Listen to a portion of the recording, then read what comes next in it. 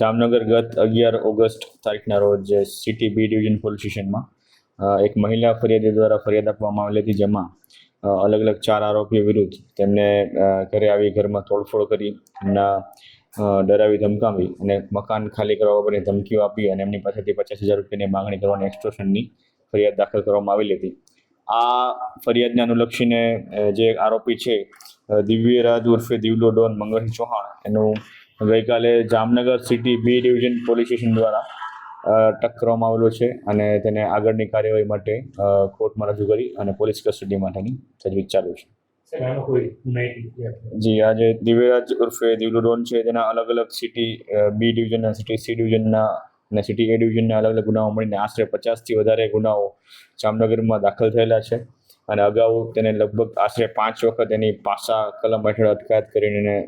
Jail હવાલે કરવામાં આવેલો છે અને જે તાજેતરમાં જ અન્ય ગુનાઓમાંથી જેલમાંથી જામીન મુક્ત થયેલો હતો અને ત્યારબાદ આ ગુનો આચરેલો છે.